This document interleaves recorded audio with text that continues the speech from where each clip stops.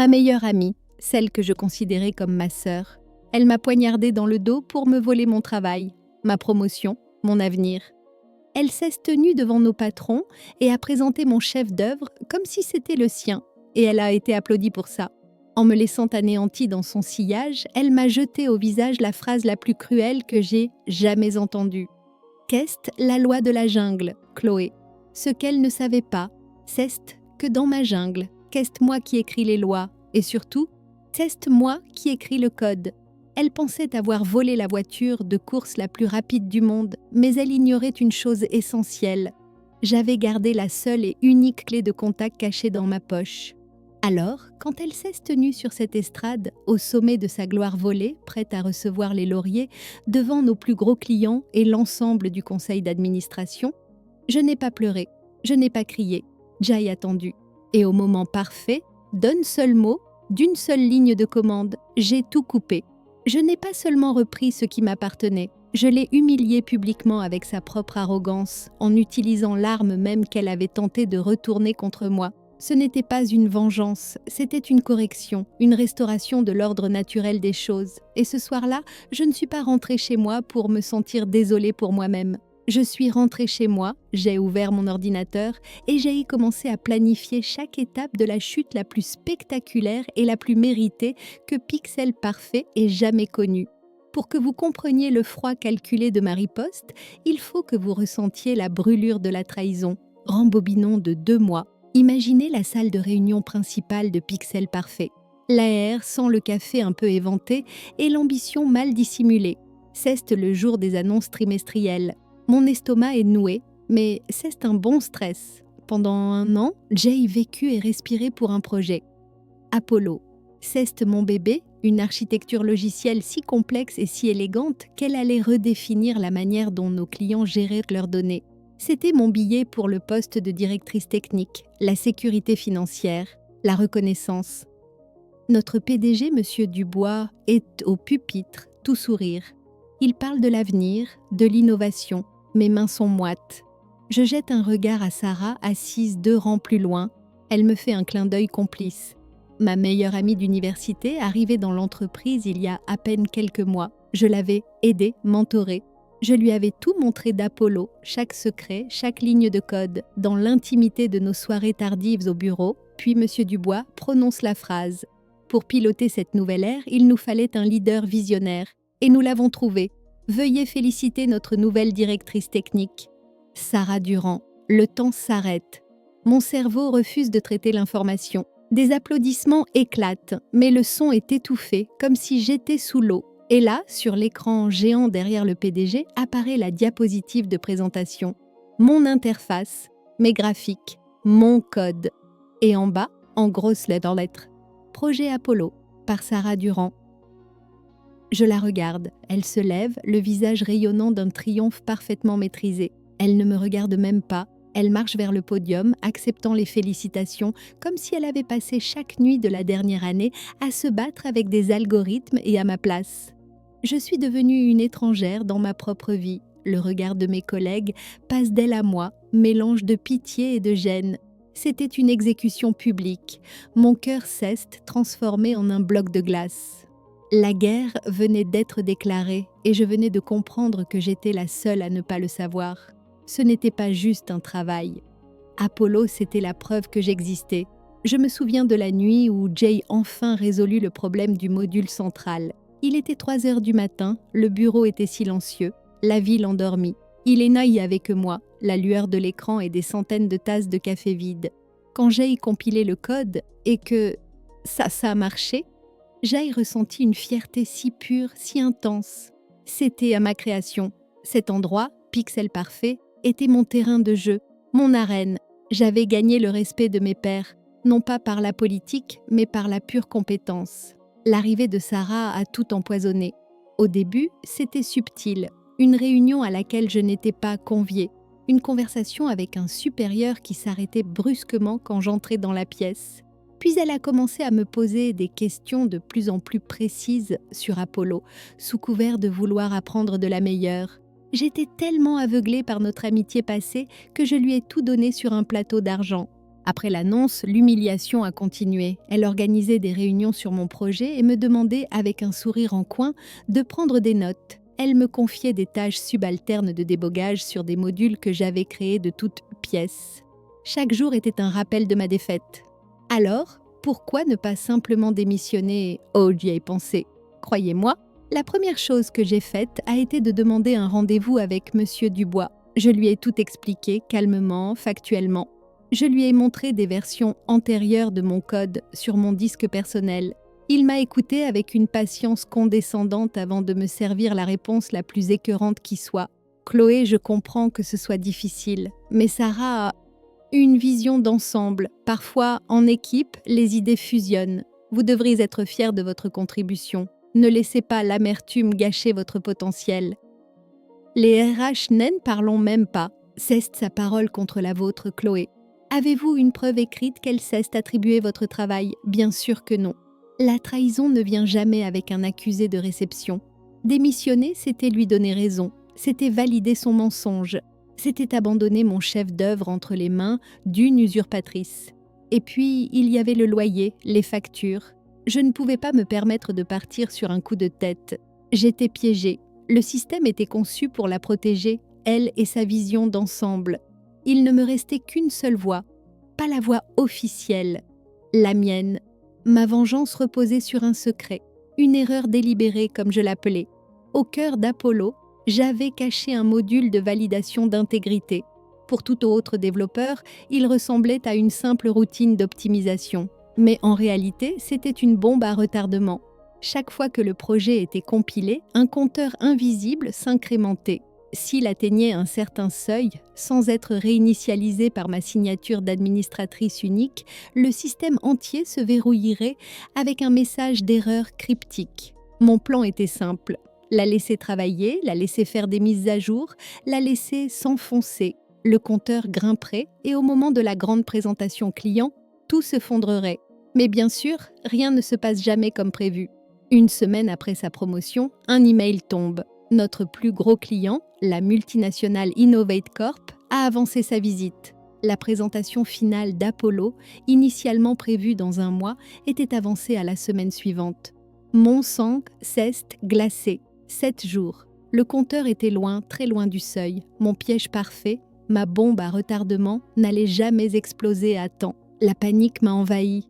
J'allais la regarder triompher et mon arme secrète resterait silencieuse, inutile. Elle allait s'en tirer. Pour la première fois, j'ai cru que j'avais perdu. J'ai vu Sarah parader dans les couloirs, distribuant des ordres, parlant d'Apollo avec une assurance qui me donnait la nausée. Elle devenait de plus en plus suspicieuse, me tenant à l'écart des aspects critiques du code, comme si elle sentait que quelque chose clochait. La fenêtre d'opportunité était en train de se refermer. J'étais en danger. Si elle découvrait mon mécanisme avant la présentation, elle pourrait m'accuser de sabotage. J'étais prise au piège. La panique est une chose froide et rampante. Ce n'est pas un cri, c'est un silence. C'est le son assourdissant de votre propre cœur qui bat dans vos oreilles, alors que le monde continue de tourner, inconscient du fait que votre univers vient de se fondrer.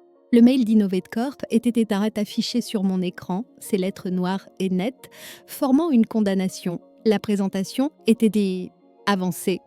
La semaine prochaine, 7 jours.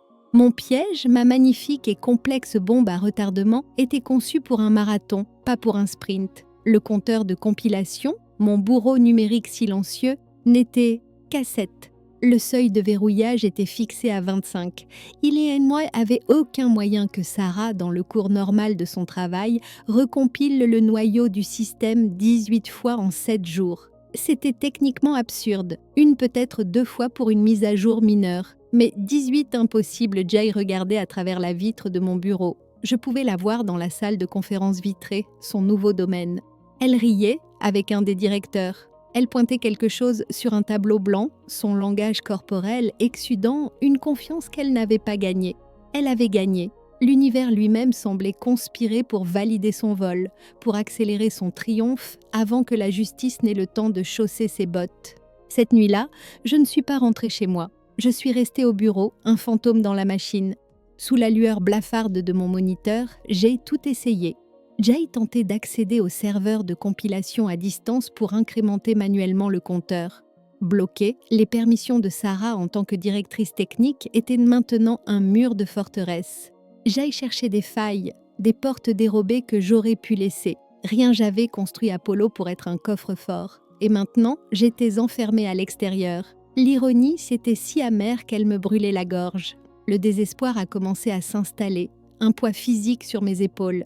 J'aille poser ma tête sur le bois froid de mon bureau, l'odeur de la solution de nettoyage et du café rassis remplissant mes narines. C'était fini. J'allais devoir la regarder présenter mon travail, recevoir les éloges et décrocher le contrat qui la cimenterait comme la nouvelle étoile de Pixel Parfait. Et mon arme secrète, mon plan brillant, resterait une note de bas de page dans un fichier log que personne ne lirait jamais. C'est là, à 3 heures du matin, dans le silence d'une gratte-ciel endormie, que j'ai fait ce que je fais toujours quand je suis au pied du mur. J'ai appelé Léo. Il a répondu à la 3e sonnerie, sa voix rauque de sommeil. « Chloé, tout va bien, il est 3 heures du mat. » Ma propre voix était un murmure fissuré. « Non, Léo, non, tout est foutu. » Et je lui ai tout raconté. Le mail, le délai impossible, mon échec à trouver une solution de contournement. Je lui ai décrit la sensation de la victoire de Sarah qui se rapprochait, inévitable comme le lever du soleil. Je m'attendais à de la pitié, à des mots de réconfort. Au lieu de cela, il y a eu un long silence. Pendant un instant, j'ai cru qu'il s'était rendormi. Puis, sa voix est revenue, mais elle avait changé. Elle n'était plus somnolente. Elle était nette, froide et analytique. C'était la voix qu'il utilisait quand il était face à un problème de code insoluble. Tu abordes le problème sous le mauvais angle, Chloé. Tu essaies de forcer la serrure de l'extérieur. Tu es la seule à savoir comment la maison est construite. Tu dois la convaincre de t'inviter à l'intérieur, puis de dynamiter les murs elle-même. Je me suis redressée. Quoi, Léo ? Je ne peux même pas approcher le code source principal sans qu'elle soit derrière mon épaule. Exactement. Alors arrête d'essayer d'approcher le code. Approche-la, elle. Tu as dit qu'elle était arrogante, non ? Que son ego est sa plus grande faille. C'est une abîme sans fond. Ai-je marmonné ? Parfait. Alors tu ne peux pas attendre qu'elle tombe dans le piège. Tu dois la pousser dedans. Tu dois lui donner une raison. Non, des raisons de compiler le programme. Encore et encore, et encore. Une étincelle. Faible mais présente. L'idée était si audacieuse, si contre-intuitive. S'approcher de mon ennemi juré, prétendre l'aider, c'était de la folie. C'était aussi la seule option qu'il me restait. Comment ai-je demandé, le cerveau déjà en ébullition ?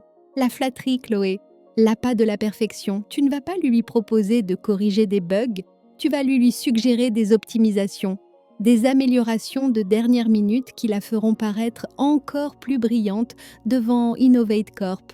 Tu vas faire appel à son narcissisme. Tu vas la transformer en ton marionnettiste involontaire.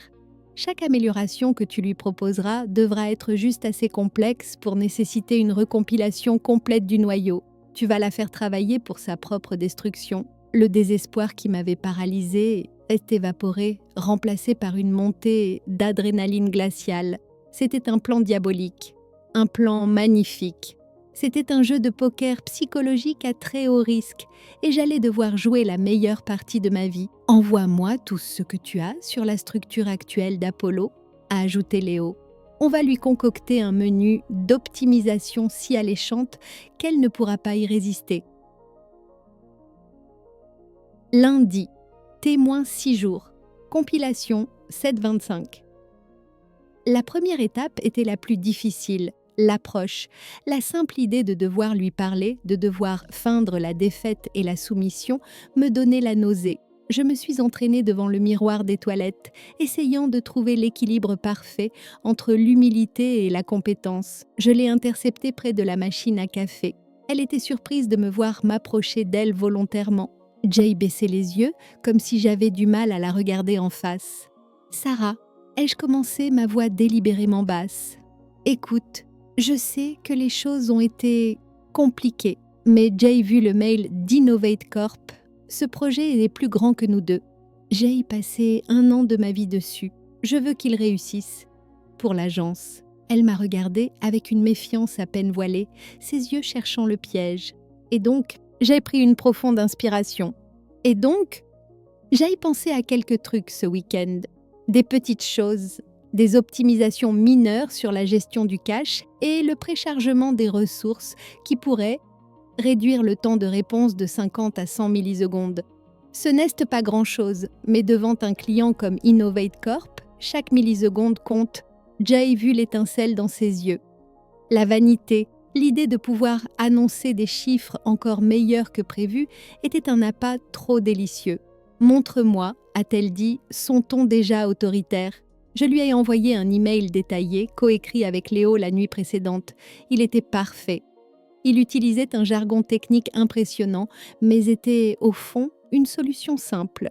Une solution qui, bien sûr, touchait à plusieurs bibliothèques fondamentales, rendant une recompilation complète absolument inévitable. Je l'ai regardée depuis mon bureau, la suivant du regard alors qu'elle s'asseyait devant son poste de travail. Je l'ai vu lire mon email, froncer les sourcils, puis se pencher sur son clavier. J'ai retenu mon souffle. Des heures ont passé. Mon téléphone a vibré. C'était un message de Léo. Il avait mis en place un script discret qui surveillait le serveur de build de l'entreprise. Nouveau build détecté. Compilation 8.25. Une vague de triomphe m'a submergée. Ça avait marché. Le poisson avait mordu. Mardi. T-5 jours. Compilation 10.25. Le succès initial de Sarah l'a rendue plus audacieuse. Elle m'a convoquée dans son bureau le matin. L'optimisation du cachet était une bonne idée. Lambert, a-t-elle dit, omettant mon prénom pour la première fois. Une tactique de pouvoir. Quoi d'autre, j'étais prête. Le module de rendu graphique. Il est efficace, mais il pourrait être asynchrone. On pourrait gagner en fluidité sur les machines moins puissantes. Ça montrerait une attention aux détails qu'Innovate Corp apprécierait. Cette fois, elle était plus sceptique. C'est un changement majeur. Ça touche au cœur du moteur. Je sais, ai-je répondu doucement. C'est pourquoi je n'ai jamais eu le temps de le mettre en œuvre. Mais toi, tu as la vision d'ensemble. Tu pourrais le faire, la flatterie, directe et hontée. Et ça a marché. Je l'ai vue se redresser dans son fauteuil. Moi, la créatrice originale, je venais d'admettre qu'elle était capable de faire quelque chose que je ne pouvais pas. Son ego a englouti l'appât tout entier. Elle a passé toute la journée enfermée, luttant avec le code. Jay reçut 2 notifications de Léo, 2 compilations ratées. La panique m'a étreint. Et si elle n'y arrivait pas? Et si elle abandonnait pire? Et si elle demandait de l'aide à quelqu'un d'autre qui pourrait remarquer quelque chose d'étrange? Puis, tard dans la soirée, la notification que j'attendais. Nouveau build détecté. Compilation 9.25. Nouveau build détecté. Compilation 10.25. Elle avait fait des tests. 2 compilations réussies en 1 heure. Elle était en train de s'enfoncer de plus en plus profondément dans ma toile. Mercredi, T-4 jours. Compilation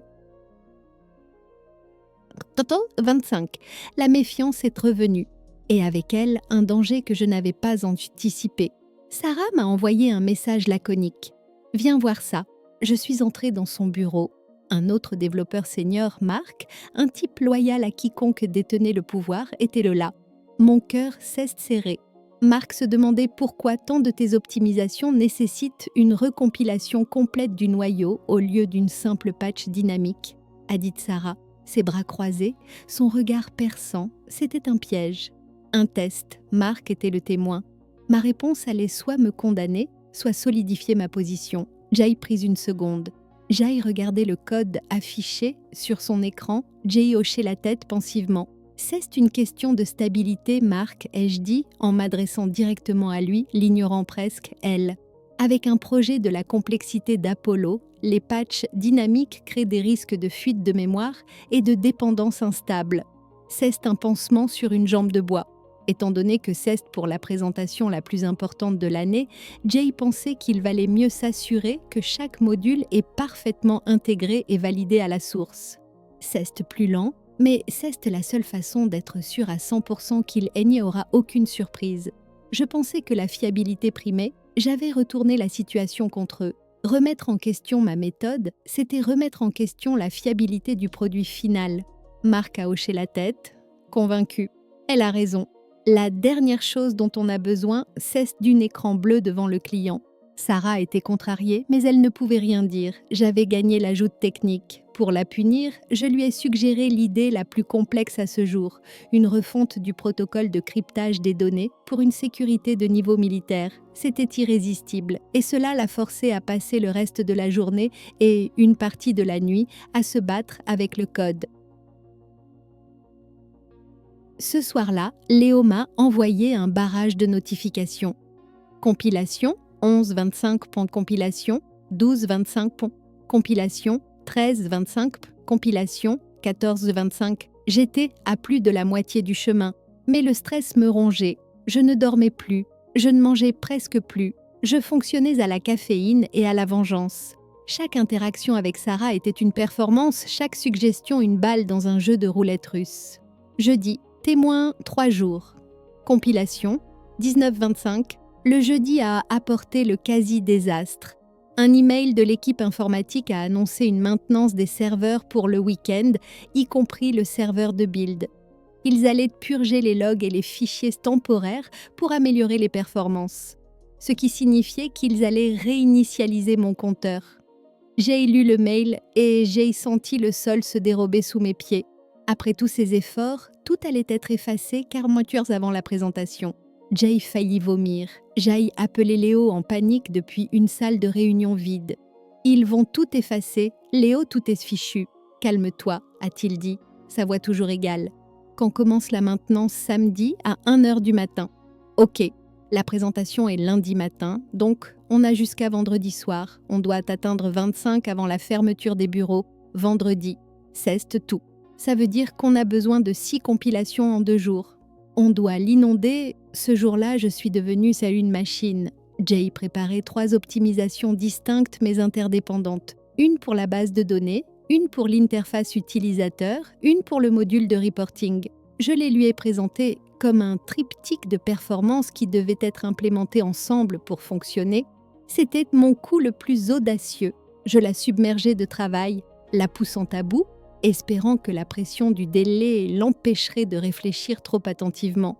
Elle a mordu à l'hameçon, mais elle était épuisée et irritable. La tension entre nous était électrique. Elle me harcelait de questions, me traitant comme sa subalterne personnelle, tandis que je la manipulais vers sa propre fin. Les notifications sont tombées, une par une, comme les coups de marteau d'un juge. Compilation 15-25. Compilation 16-25. Compilation 17-25, compilation 18-25, compilation 19-25, plus que 6.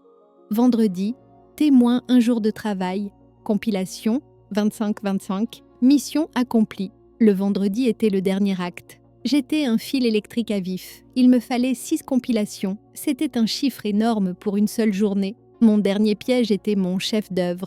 Je lui ai envoyé un email intitulé « Idée de dernière minute », le wow factor. À l'intérieur, je lui ai expliqué que j'avais trouvé un moyen d'intégrer un module de visualisation de données en 3D en temps réel. C'était tape à l'œil, inutile sur le plan technique, mais visuellement spectaculaire. C'était le genre de gadget qui en met plein la vue aux dirigeants qui ne comprennent pas la technologie sous-jacente. C'était de la pure poudre aux yeux.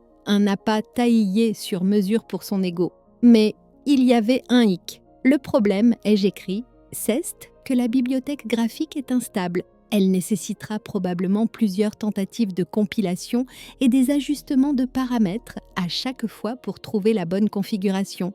Je lui avais donné la raison, la justification pour compiler encore et encore. Je lui avais dit que la machine allait tomber en panne et qu'il fallait continuer d'essayer. Elle n'a même pas répondu à mon email. Elle s'est mise au travail. La journée a été une torture. Je n'ai pas écrit une seule ligne de code pour mon propre travail. Je suis restée assise, fixant la fenêtre de discussion avec Léo, attendant. Compilation 20-25 11h30, compilation 21-25 13h40, compilation 22-25 15, compilation 23-25 16h30, compilation 24-25, une seule affaire. Mon corps entier était tendu. Le bureau commençait à se vider pour le week-end. Sarah était toujours là, son visage illuminé par l'écran, les cheveux en désordre, acharnés. 17h15. Mon téléphone a vibré sur mon bureau. Jay regardait l'écran, le cœur battant à tout rompre. Nouveau build détecté. Compilation 25-25. Seuil atteint. La bombe est s'armée.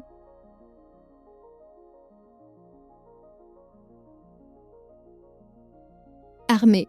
J'ai fermé les yeux et j'ai expiré un souffle que j'avais l'impression de retenir depuis une semaine. Je l'avais fait. Le piège était en place. Chaque pièce de l'échiquier était positionnée. J'ai éteint mon ordinateur, j'ai pris mon sac et en passant devant son bureau, je lui ai lancé « Bon week-end, Sarah. Repose-toi bien, lundi sera un grand jour. » Elle a grogné une réponse sans même lever les yeux. Elle ne se doutait de rien. En marchant dans les rues fraîches du soir, je ne ressentais pas de joie, pas de triomphe. Juste le calme glacial et absolu d'une prédateur qui sait que la chasse est terminée et que tout ce qui reste, c'est le coup de grâce. La scène était prête pour l'exécution finale. Le week-end a été la chose la plus étrange que j'ai jamais vécue. C'était un vide, un silence assourdissant avant la tempête. La bombe était armée et tout ce que je pouvais faire était d'attendre. Je n'ai pas quitté mon appartement. J'ai commandé à manger, regardé des films sans en voir une seule image et j'ai vérifié mon téléphone toutes les 5 minutes, non pas dans l'attente d'un message, mais par peur. Peur que la maintenance des serveurs commence plus tôt. Peur d'un email de dernière minute annulant la présentation. Peur que Sarah, dans un éclair de génie ou de paranoïa, décide de jeter un œil plus approfondi à ce module d'optimisation anodin et découvre la vérité. Chaque heure qui passait était une petite victoire. Samedi matin, 1h01. La purge du serveur était en cours. Mon compteur était en sécurité, verrouillé à 25, attendant patiemment son heure. J'ai enfin ressenti une vague de soulagement, mais elle a été immédiatement remplacée par une anxiété d'un autre genre, l'anticipation. Demain, j'allais devoir jouer le dernier acte. Lundi matin, je me suis réveillée avant mon réveil, le cœur battant déjà la chamade. Je n'ai pas choisi mes vêtements, j'ai choisi mon armure. Un tailleur pantalon noir, sobre et impeccable. Des talons juste assez hauts pour que le bruit de mes pas sur le marbre du hall d'entrée soit net et délibéré. Pas de bijoux tape à l'œil, pas de maquillage excessif. Je n'étais pas là pour séduire ou pour plaire. J'étais là pour être un instrument de précision chirurgicale. En arrivant au bureau, l'air était différent. La tension était si épaisse qu'on aurait pu la découper au couteau. Les cadres en costume arpentaient les couloirs, des sourires nerveux aux lèvres. Jay croisait Mark, le développeur qui avait failli tout faire capoter. Il m'a adressé un signe de tête tendue. « Bonne chance, Chloé !» Je me suis demandé s'il parlait de la présentation ou s'il me souhaitait bonne chance dans ma nouvelle vie de subalterne. Je ne suis pas allée à mon bureau. Je suis allée directement à la grande salle de conférence. Je voulais m'imprégner de l'atmosphère, m'acclimater au champ de bataille. Les cadres d'Innovate Corp étaient déjà là. Un groupe d'hommes et de femmes aux visages impassibles qui respiraient l'argent et le pouvoir. Notre PDG, M. Dubois, les courtisait, son rire un peu trop fort. Puis elle est entrée. Sarah, elle, ne portait pas une armure. Elle portait un costume de scène, une robe d'une bleu électrique audacieux, des talons qui la faisaient paraître plus grande qu'elle ne l'était. Elle était radieuse, souriante, serrant des mains, acceptant les bonnes chances comme si c'était son dû. Elle était la star du spectacle, et elle le savait. Quand ses yeux ont croisé les miens, elle m'a offert un petit sourire condescendant, le genre de sourire qu'on adresse à la serveuse avant de commander le plat le plus cher du menu. C'était la dernière goutte de carburant dont ma détermination glaciale avait besoin. Je me suis assise à une table au fond, une ombre dans le coin de la pièce, parfaitement positionnée pour tout voir. La présentation a commencé. Les lumières se sont tamisées et Sarah était brillante, je devais le lui accorder. Elle était une excellente vendeuse. Elle a parlé avec passion, utilisant des mots comme synergie, disruption, changement de paradigme. Elle a présenté mes diapositives, mes concepts, mon architecture, avec une fluidité parfaite. À un moment donné, elle a dit « Quand j'ai conçu l'architecture fondamentale d'Apollo, ma vision était de créer un écosystème auto-apprenant. Une bile amère est montée dans ma gorge. J'ai serré mes mains si fort sous la table que mes ongles se sont enfoncés dans mes paumes. J'ai supporté. J'ai attendu. Léo m'a envoyé un SMS. « Tu es prête ?» Je n'ai pas répondu. Puis est venu le moment, le point culminant de son triomphe. Mais assez de théorie, a-t-elle dit, son sourire atteignant son paroxysme. Laissez-moi vous montrer la puissance d'Apollo en action. Elle s'est tournée vers le grand écran, sa posture celle d'une magicienne sur le point de révéler son plus grand tour. Et maintenant, je vais vous montrer comment le module de traitement en temps réel, grâce aux optimisations de dernière minute que j'ai personnellement supervisées, optimise les flux de données avec une efficacité de 99,8%. Elle a levé la main, le pointeur laser de la télécommande, créant un petit point rouge sur l'écran. Elle a appuyé sur le bouton. Le clic a résonné dans le silence de la salle. Et pendant 1 seconde, 2 secondes, il ne cesse rien. Rien passé. L'immobilité était totale. Le curseur de la souris était figé au milieu de l'écran. Le léger froncement de sourcils sur le visage de Sarah était à peine perceptible, mais pour moi, il était aussi visible qu'un phare dans la nuit. Elle a cliqué à nouveau, cette fois, avec un peu plus de force. Et c'est là que c'est arrivé. L'écran a clignoté une fois, passant au noir. Puis des lettres blanches, froides et cliniques, sont apparues, projetées sur le mur de 10 mètres de large, pour que tout le monde, du stagiaire au fond de la salle au PDG d'Innovate Corp, puisse les lire. Erreur 403. Signature auteur Alivi.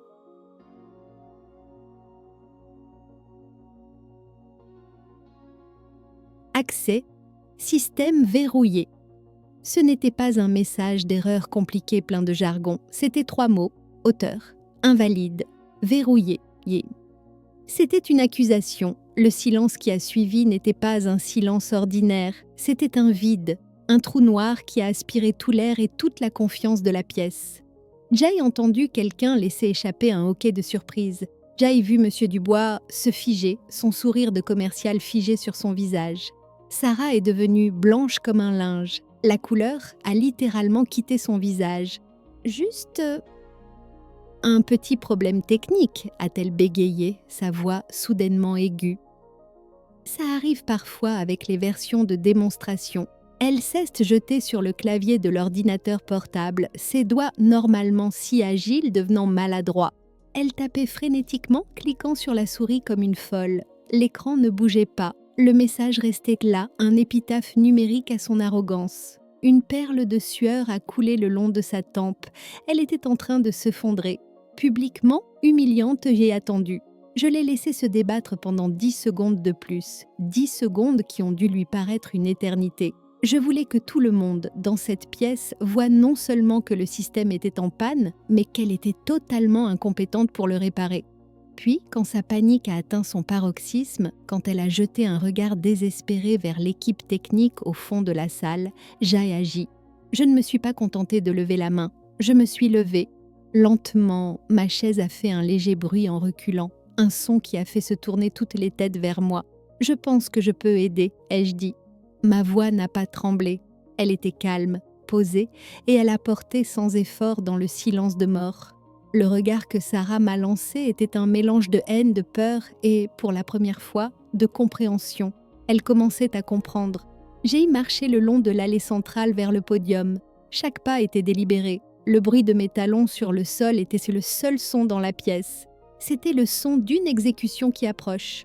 En passant à côté de M. Dubois, j'ai vu la confusion et l'espoir dans ses yeux. Je suis arrivée au podium et je me suis tenue à côté de Sarah, qui semblait avoir rétréci. Je ne l'ai pas regardée. Je me suis adressée directement au public, aux clients, à notre direction. « Veuillez nous excuser pour cette interruption. Ce n'est pas un bug. » Jay fait une pause, laissant ses mots infuser. « C'est une fonctionnalité. » Un murmure a parcouru la salle. Apollo est la propriété intellectuelle la plus précieuse que Pixel Parfait ait développée depuis des années, ai-je continué, ma voix claire et pédagogique. C'est pourquoi, lors de sa conception, j'ai personnellement intégré un protocole de sécurité propriétaire au niveau du noyau. Pensez-y comme un ADN numérique. Le système vérifie en permanence son intégrité et, plus important encore, l'authenticité de son auteur principal. Si le système détecte un nombre critique de modifications fondamentales effectuées par un utilisateur qui n'est pas l'architecte d'origine enregistré, je me suis tournée et j'ai pointé le message sur l'écran. Il se verrouille pour se protéger contre toute manipulation non autorisée ou, dans un cas comme celui-ci, contre une usurpation potentielle de propriété intellectuelle. CEST, une garantie d'authenticité pour nos clients. Personne ne respirait. J'avais retourné la situation. Je n'étais pas une saboteuse. J'étais la gardienne du temple, la protectrice de l'entreprise. Sans un mot de plus, j'ai doucement écarté Sarah du clavier. J'ai ouvert une console de ligne de commande. Mes doigts ont volé sur les touches, tapant une chaîne de caractères longue et complexe. C'était ma clé de cryptage personnel, ma signature, mon nom encodé en hexadécimal. Jai appuyait sur la touche « Entrée ». L'écran noir a disparu instantanément. L'interface vibrante et fluide d'Apollo est revenue à la vie, exactement là où Sarah l'avait laissée. Tout fonctionnait parfaitement. Je me suis reculée du podium. Jai regardait Monsieur Dubois, puis les clients d'Innovate Corp, et Jai dit simplement « Vous pouvez continuer ». Puis, et seulement à ce moment-là, Jai regardait Sarah. Le choc sur son visage s'était transformé en quelque chose d'autre, la prise de conscience. L'horrible, l'absolue, la dévastatrice prise de conscience qu'elle n'avait pas seulement été vaincue, elle avait été délibérément, méthodiquement et brillamment piégée. Elle me regardait, la bouche entr'ouverte, et dans ses yeux, j'ai vu les ruines fumantes de sa carrière. Ma revanche n'avait pas été un coup de poignard. C'était une autopsie réalisée en public sur un corps encore vivant. Le reste de la présentation a été un brouillard. Je suis retournée à ma place et j'ai regardé, impassible, pendant qu'un Monsieur Dubois, visiblement secoué, prenait le relais, tentant de sauver les apparences. Sarah est restée sur l'estrade, une statue vide, incapable de parler ou de bouger. La démonstration était terminée. C'était moi qui l'avais faite. Dès que la séance de questions-réponses s'est terminée, les lumières se sont rallumées, rompant le charme. Ce qui s'est passé ensuite a été rapide et décisif. Alors que les gens commençaient à se lever, le directeur technique d'Innovate Corp, un homme au visage sévère du nom de Peterson, ne cesse pas diriger vers Monsieur Dubois. Il a traversé la pièce et est venu directement vers moi. « Mademoiselle Lambert », a-t-il dit, en me tendant la main, « ce protocole de signature auteur, c'est la mesure de sécurité la plus intelligente que j'ai vue depuis 10 ans. Ce n'était pas sur la brochure. C'est une fonctionnalité non documentée, ai-je répondu en lui serrant la main, ma voix toujours calme. Nous ne signons pas ce contrat sans que vous soyez la responsable principale du projet. A-t-il déclaré, assez fort pour que Monsieur Dubois, qui s'approchait rapidement, puisse l'entendre. La sécurité et l'intégrité sont primordiales pour nous. Le visage de Dubois était un masque de panique et de soulagement calculé. Il m'a attrapé par le bras dès que Peterson s'est éloigné. Chloé, mon bureau. Maintenant, sa voix était un sifflement urgent. Je pense que vous devriez plutôt venir au mien, Monsieur Dubois, ai-je répondu sans ciller. Le changement de pouvoir était instantané, et nous le savions tous les deux. 10 minutes plus tard, il se tenait maladroitement devant mon petit bureau, tandis que j'étais assise, prenant mon temps pour fermer mes applications. « Chloé, je vous dois des excuses », a-t-il commencé. Je l'ai laissé parler. Il a parlé de malentendus, de communication difficile. Je n'ai pas écouté les mots, j'ai écouté la peur sous-jacente, la peur que je parte, la peur que je prenne le contrat d'Innovate Corp avec moi. Quand il a fini, je l'ai regardé. Ce qui s'est passé aujourd'hui n'était pas un accident, Monsieur Dubois. C'était une correction nécessaire. Je veux 3 choses. Premièrement, le poste de directrice technique, avec le salaire et les avantages correspondants, rétroactifs à la date de la promotion de Sarah. Deuxièmement, un contrôle total et sans équivoque sur l'équipe et le budget d'Apollo. Troisièmement, Jai fait une pause. Je veux qu'elle soit partie. Avant la fin de la journée, il n'a même pas hésité. Considérez que c'est fait. En retournant dans l'open space, Jai vu la scène que j'avais tant de fois imaginée. 2 agents de sécurité se tenaient discrètement près du bureau de Sarah.